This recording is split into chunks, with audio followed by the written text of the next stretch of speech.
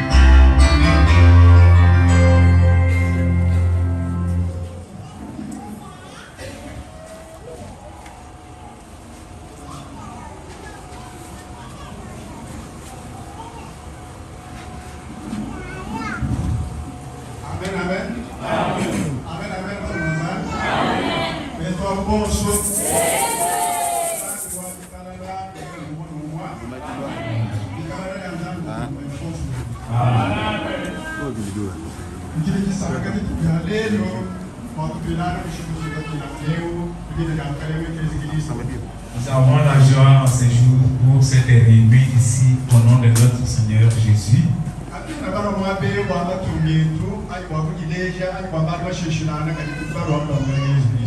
Ce n'est pas au nom de l'orgueil, de notre gloire ou de se faire manifester que nous sommes ici, mais nous sommes ici pour la gloire de notre Seigneur et Sauveur Jésus-Christ. C'est pourquoi ce jour, c'est un grand jour dans la vie de tout chrétien réformé.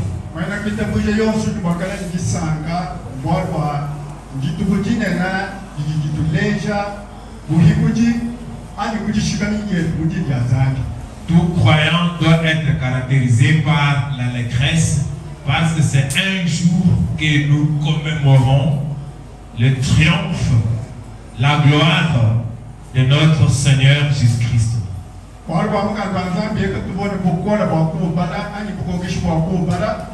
Parce que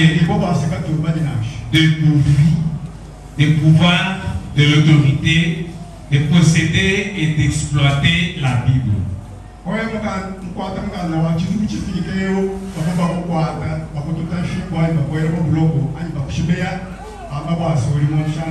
Et au cas où tu détenais la Bible ici, qui devait être incarcéré, le côté flagellé.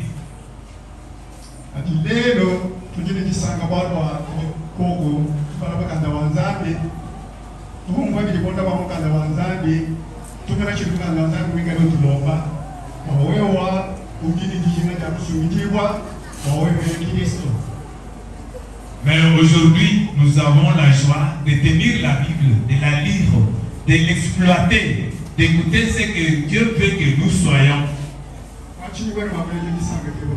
Alors, pourquoi tu ne peux pas manifester la joie? Parce que c'est un jour de gloire.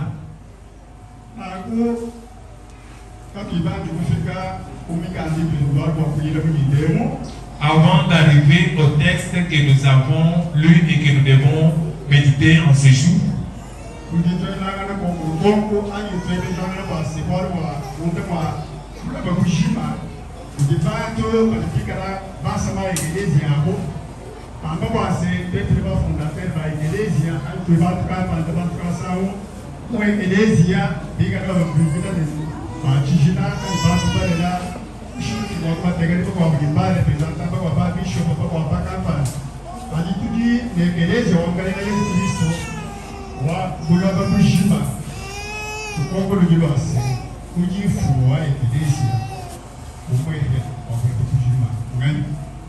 avant de passer à la quintessence de notre prédication de ce jour, j'avais préféré que nous puissions nous soumettre à cette question eu égard à l'organisation actuelle de l'Église, qui est le maître de l'Église.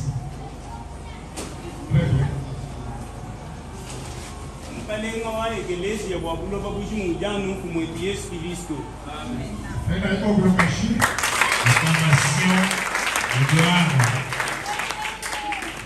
notre Seigneur Jésus.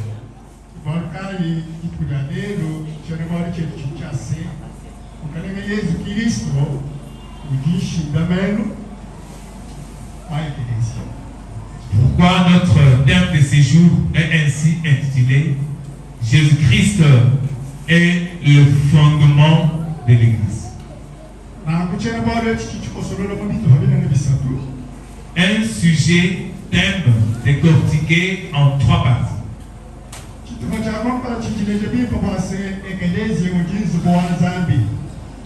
La première partie démontre que l'Église, c'est l'habitation de Dieu. Une habitation construite des mains propres de notre Dieu.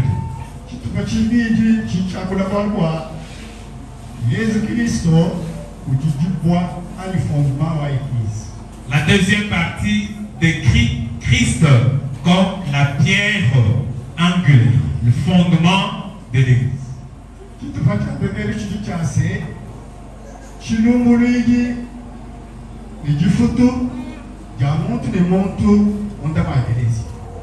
Et la troisième partie est ainsi intitulée: le jugement et le prix de chacun au sein de l'Église. C'est très bien que tous nous sommes des chrétiens, des croyants, des propriétaires de l'Église. Nous sommes de ceux-là qui constituent cette Église.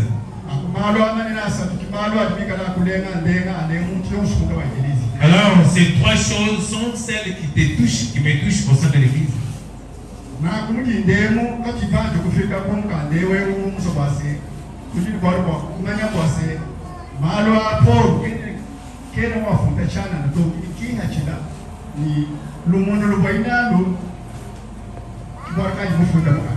Et avant d'entrer au sein de notre thème, de notre prédication, j'avais préféré vous dire que ce n'était pas pour rien que Paul avait écrit ceci. Il avait une vision, un but, un objectif en écrivant ceci.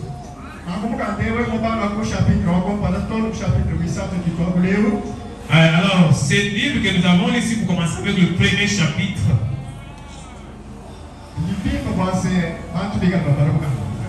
Il est bon et agréable de voir les chrétiens exploiter la Bible.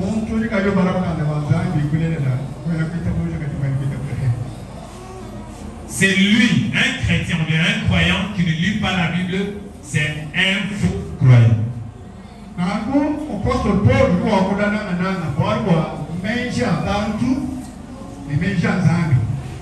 L'apôtre Paul se base plus sur la pensée humaine et la pensée divine.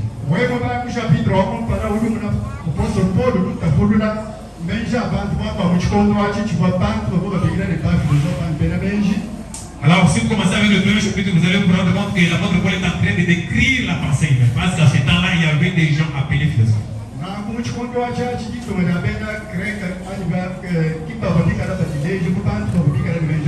Et c'était les Grecs qui se manifestaient comme sages philosophes.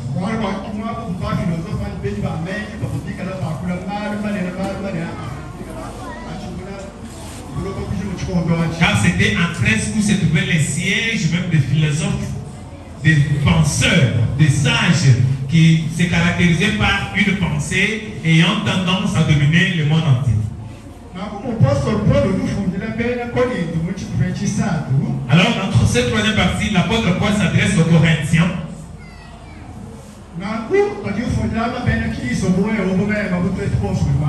Et il s'agit ici des Corinthiens croyants chrétiens comme toi et moi ici. En lisant à partir du 1er jusqu'au 9e verset,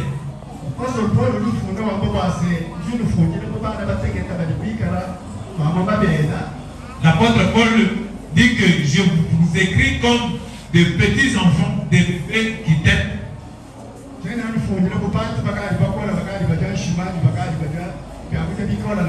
Et je ne vous écris pas comme si vous êtes déjà des personnes âgées qui ont la tendance de manger. Pourquoi il dit cela? Parce qu'il les regarde, il visualise qu'au sein des Corinthiens qui ont déjà cru, qui ont déjà reçu la prédication, qui ont déjà confessé la foi,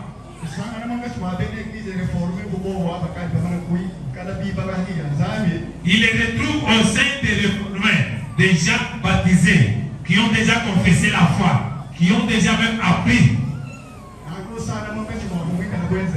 Et il constate qu'au milieu d'eux, il y a du désordre. Et il y a des gens caractérisés par une pensée humaine. C'est basant sur les actes humains. Vivant dans leurs pensées humaines. Semblables aux gens du monde. C'est pourquoi il leur écrit cela parce qu'au milieu d'eux il y avait des divisions. Et certains se déclaraient de Paul et des autres d'Apollos.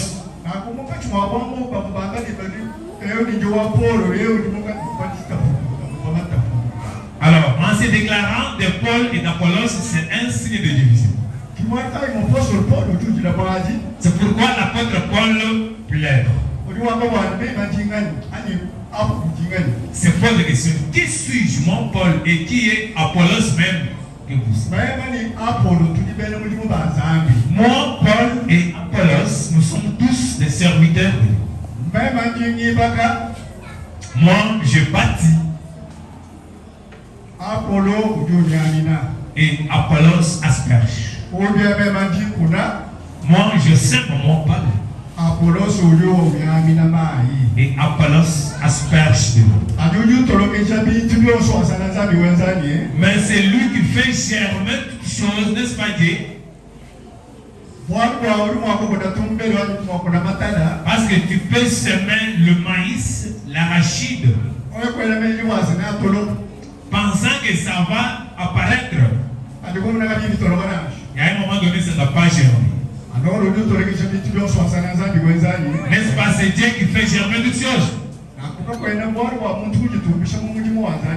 Pas de question de se glorifier dans l'œuvre du Seigneur.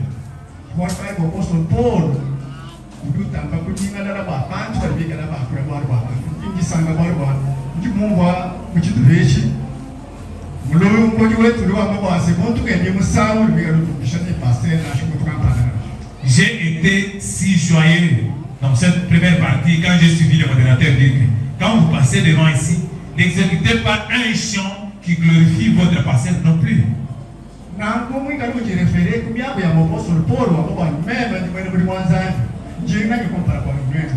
Tout cela en se référant aux écrits de l'homme de Dieu, de Paul, qui dit que qui suis-je? Je ne représente rien. Je ne suis qu'un serviteur dans la main de Dieu. Ben, toi et moi, nous sommes les serviteurs de Dieu. Nous sommes des serviteurs de Dieu. Alors c'est ça le travail que tu dois découvrir au sein de l'Église. Parce que la semaine antérieure,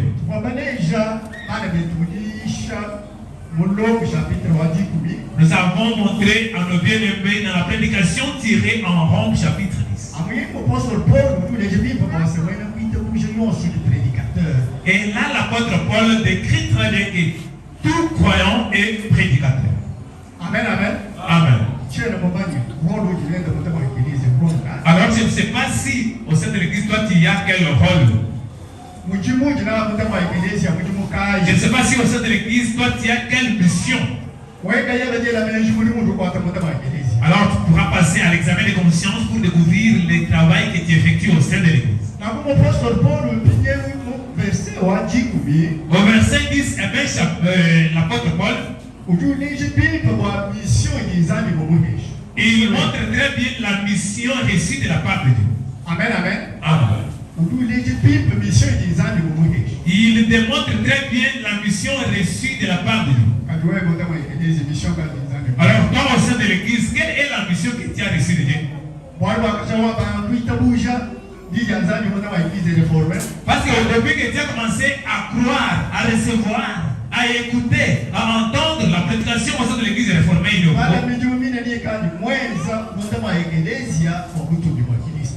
et si tu comptes même le nombre d'années que tu as déjà effectué au sein de l'église pour la gloire de Dieu. Si tu lis 1 Corinthiens chapitre 3 verset 10,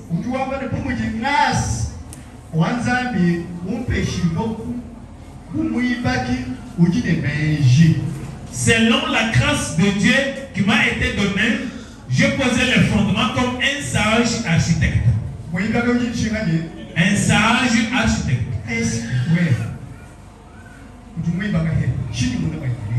Toi aussi, qu'est-ce que tu as bâti cette église? Qu'est-ce que tu as déjà fait au sein de l'église comme un sage architecte? Depuis que tu t'es converti au sein de l'église réformée. Depuis que tu existes, que tu occupes la chaise que tu as là au sein de l'église. Qu'as-tu déjà fait comme un sage architecte?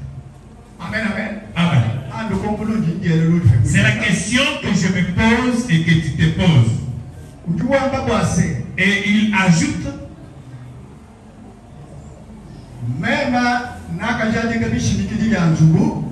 j'ai posé le fondement de la maison, mais l'autre bâtit au-dessus. Amen, amen. Amen. Paul décrit bien le travail qu'il a effectué.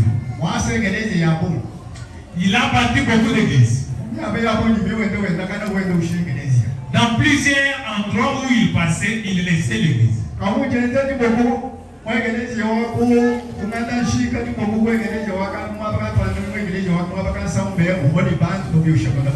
Il ne s'était pas rendu tout puissant lui-même là, pasteur Ananachik, lui-même là, pasteur Agabénamo, lui-même là, donc il laissait les gens. C'est pourquoi que moi j'ai bâti la maison.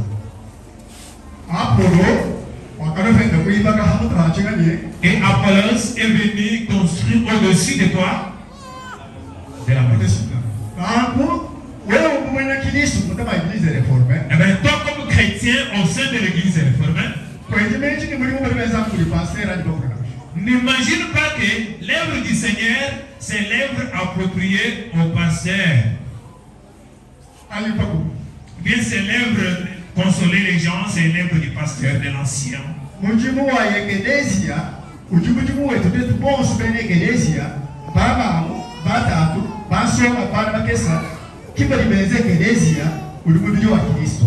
travail au sein de l'église appartient à tout le monde, aux sœurs, aux frères, aux jeunes, aux enfants même de l'école. C'est à nous ce travail. Alors l'apôtre Paul ajoute ceci: j'ai bâti la maison. Maison construite avec quoi? Amen, amen. Amen. Avec des pierres, avec des bâtons, avec l'or et l'argent et autres choses. L'apôtre Paul dit que la maison bâtie avec la parole de Dieu. Et au verset 11, il ajoute, il dit qu'il n'y a point d'autre fondement. Il n'y a point d'autre fondement. Et il n'y a pas un autre fondement qui deviendra au-dessus de la fondation. Et le véritable fondement de la maison, qui est la si grande pierre angulaire sur laquelle est bâtie la maison, c'est Jésus-Christ. Amen, amen. Amen. Et au sein de l'église, l'église est bâtie sur Jésus-Christ. Et il dit qu'il n'y a pas un autre fondement. Il n'y a pas d'autre fondation à part Jésus-Christ. Amen, amen. Amen. Alors, toi, chrétien, comme habitation de Dieu. Toi, parce que la Bible te décrit comme habitation de Dieu. Ton corps est bâti sur quoi? Ta pensée est bâtie sur quoi? Ton caractère est bâti sur quoi? Là que tu peux tirer un bon comportement, un bon caractère. Là que tu peux être compté comme chrétien. C'est seulement si ta chrétienté est bâtie sur Christ. Eh bien, l'apôtre Paul Si vous lisez à 1 Corinthiens, parce que nous sommes toujours à 1 Corinthiens.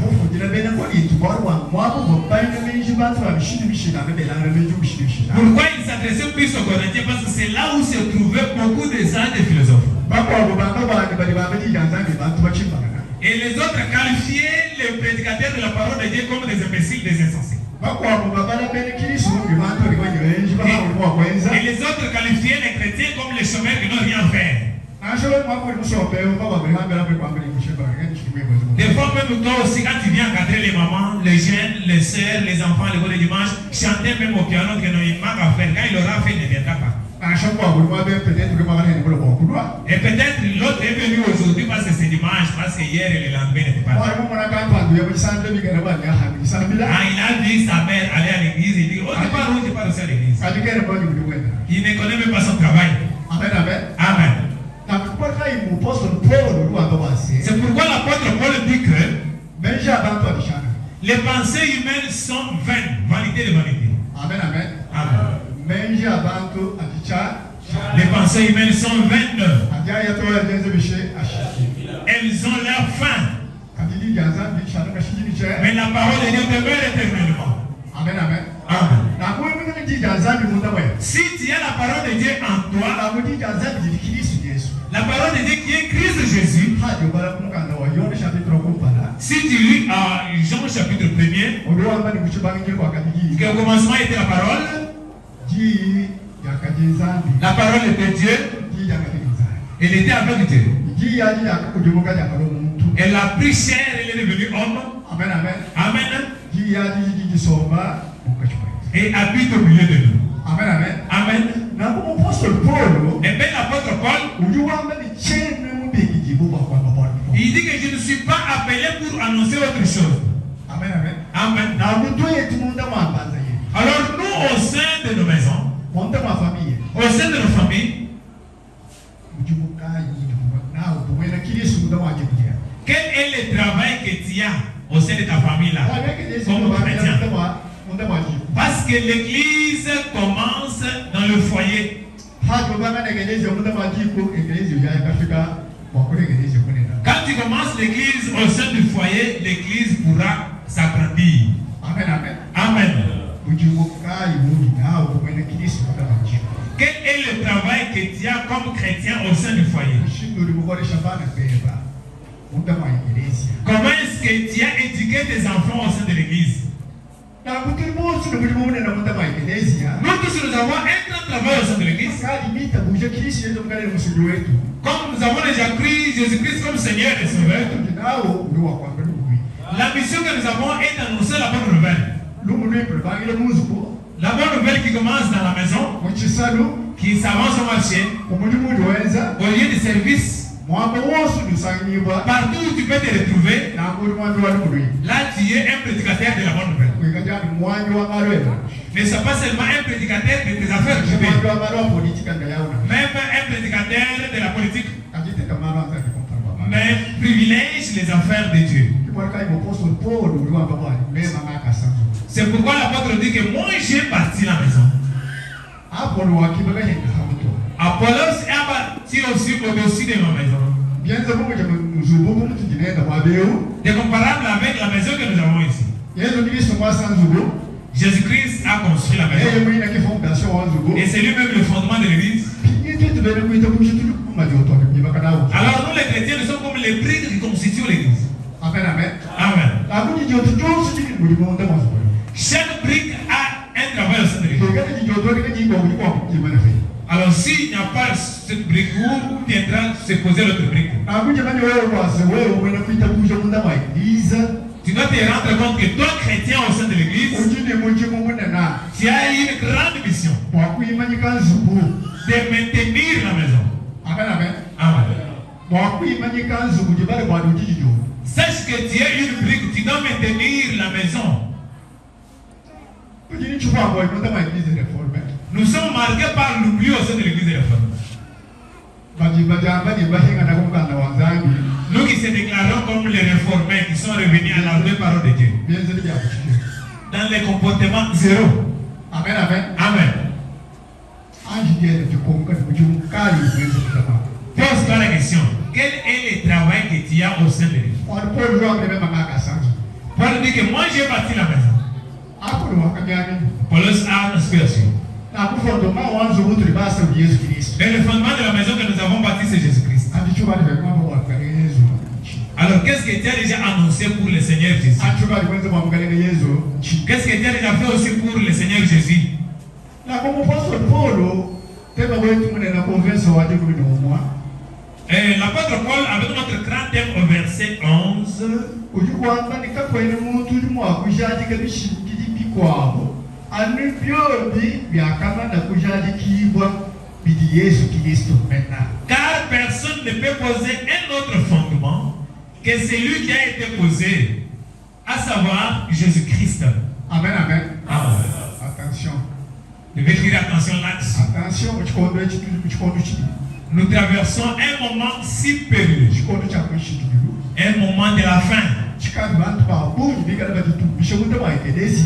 Où beaucoup se glorifient au sein de l'église.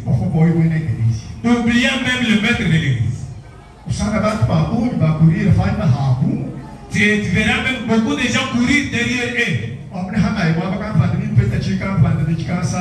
Et il dit que si je pars à telle montagne, je récupérerai ceci, cela.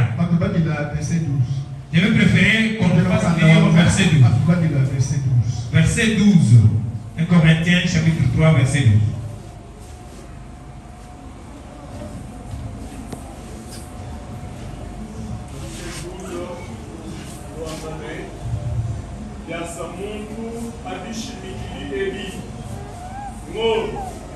Argent, mabwe amushima mukole, michi, bisosa, ani, bisasa, mujimu wa muntu, ne mwene shibwe. Vous arrêtez là. Amen, amen. Amen. Si quelqu'un bâtit cette maison, cette église, sur l'or, sur l'argent, des pierres précieuses,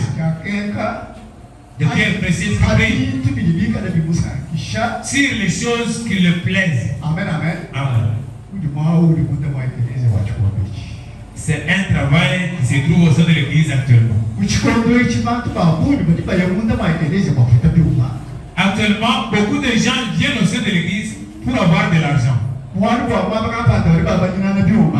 Parce que dans telle paroisse, après qu'il y a enveloppe. Parce que dans telle congrégation, dehors là, il y a des véhicules et beaucoup de gens.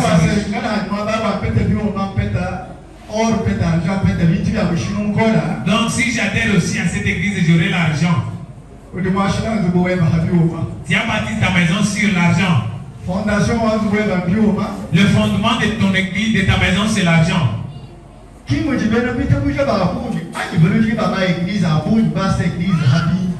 C'est comme ça que vous verrez que beaucoup de chrétiens, beaucoup de pasteurs ont fondé leur église sur les biens. L'apôtre Paul avertit en ces termes. Si quelqu'un pose un autre fondement,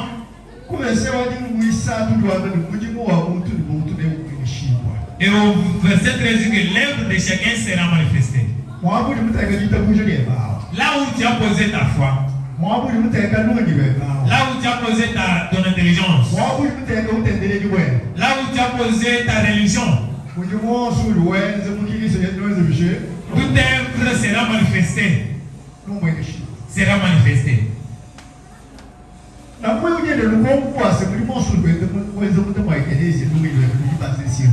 Alors, tu dois te soumettre à cette question. Ta pensée dans ce que tu fais au sein de l'église est basée sur quoi?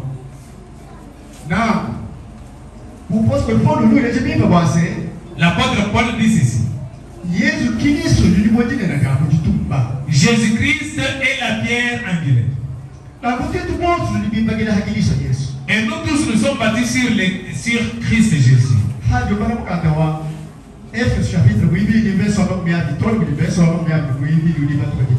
Si nous lisons ensemble avec vous Ephésiens chapitre 2 verset 20 jusqu'au verset 22, là que nous avons lu. Vous pouvez nous aider avec la lecture? Voilà.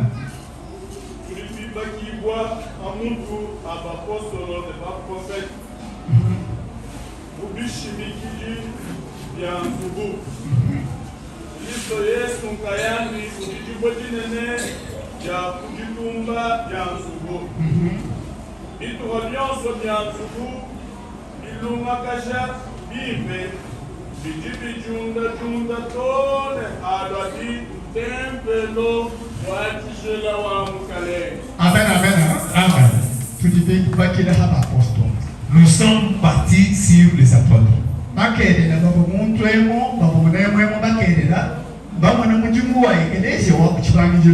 Pour ceux qui étaient avec nous ici hier, ils ont découvert la mission de la première église.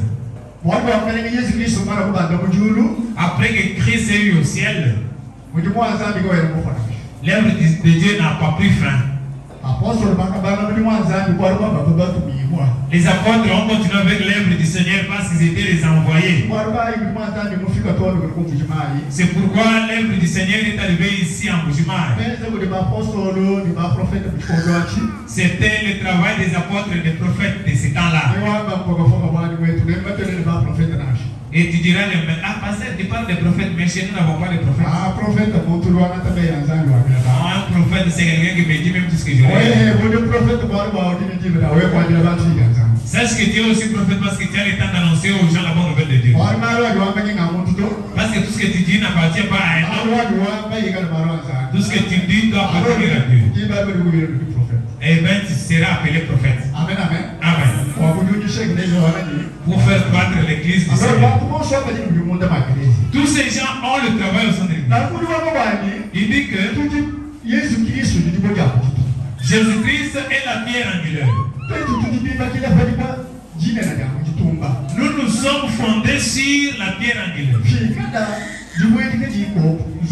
Et si cette pierre existe, et si le fondement n'était pas posé sur la pierre, au cas où le vent venait, est-ce que la maison pourrait rester? Non plus. Si la pierre est bâtie, et si la maison est bâtie sur la pierre, la maison subsistera à jamais. Si l'église est bâtie sur Jésus-Christ, l'église a la force. Amen, amen. Amen. C'est pourquoi nous, comme les gens bâtis sur Christ Jésus, sachant que nous avons une grande puissance parce que nous sommes bâtis sur le plus puissant. Ne te considère pas comme un vaurien. Ne te considère pas comme un vulgaire. Ne te déconsidère même pas. Tu dois considérer que là que Dieu bâtit, il y a une puissance.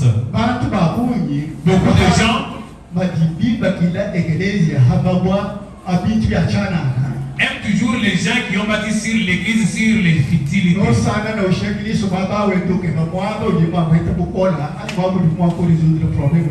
Tu te rendras compte qu'il va laisser Christ ici, il ira chercher là où il aura des pouvoirs de puissance.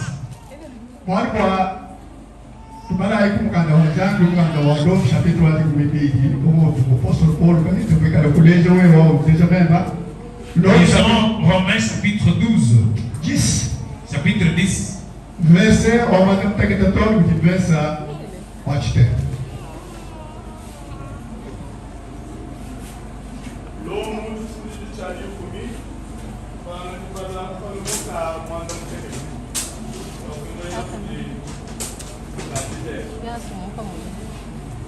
Ai, wakweka mwapa wapa frenani waluneku bukudisha Kristo kupafwa kadi wakana wakujitabusha ujikwamba chini jiji hakwihine nebe jijimukana mwebe mene nemumuchima webe edi ndiyi yajitabusha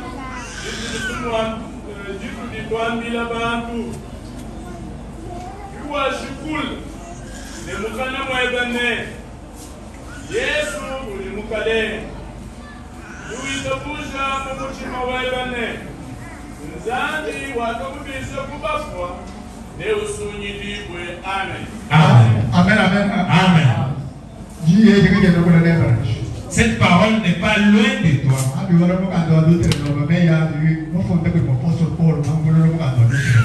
Les paroles que l'apôtre Paul a écrites, c'est une répétition de paroles de nombre. La parole que tu entends n'est pas du ciel pour que Jésus-Christ vienne l'annoncer ici. Et n'est pas mort pour que Christ puisse avoir ressuscité pour le dire. Cette parole est sur ta langue. Cette parole est à côté de toi. Cette parole est au fond de toi. Amen. Au fond de toi. À côté de toi. Au fond de toi. Dans ta bouche. Pour que tu l'annonces. C'est cette parole que nous annonçons aux gens que Christ est resté d'entre les morts. Christ est le Seigneur. Amen, amen. Amen.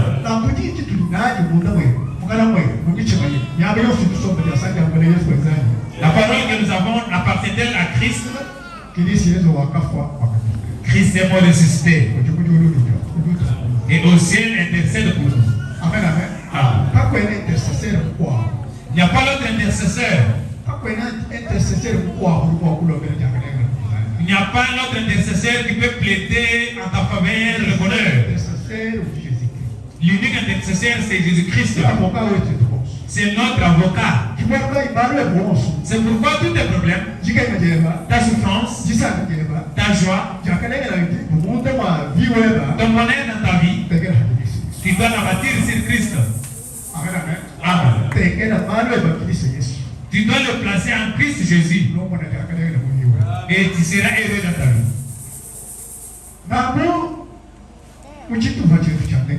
Dans notre dernière partie, ainsi.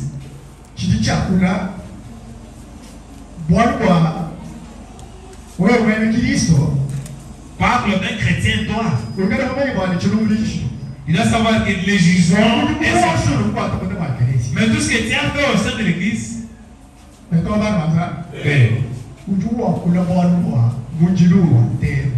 il parle de fait.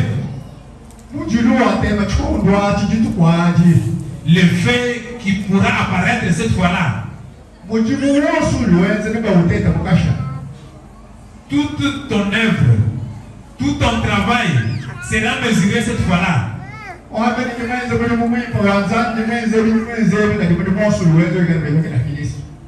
Tu diras, j'ai fait ceci, j'ai baptisé, j'ai prié.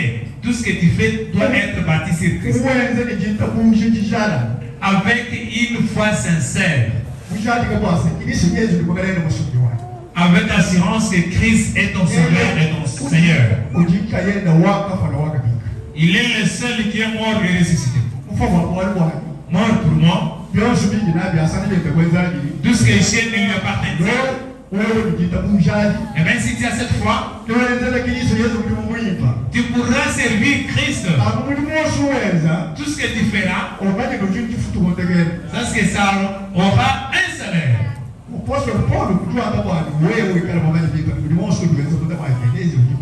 L'apôtre Paul te dit que sache que tout ce que tu fais au sein de l'église a un salaire. Et ton travail sera mesuré au fait. Et si c'est un bon travail, ça pourra résister au fait. Et si c'est un mauvais travail, ça sera consumé avec le feu. Pourquoi toi, chrétien, à dater de ce jour, tu dois découvrir le travail que tu as au sein de l'église. Le travail que tu as annoncé la bonne nouvelle. La parole que tu annonces n'est pas loin de toi. Elle est sur ta langue. Elle est dans ton cœur. Elle est à tes côtés. Elle n'est pas au ciel. Elle n'est pas dans les séjours de vie. Elle vit avec toi tout le temps. Christ est Emmanuel. Amen.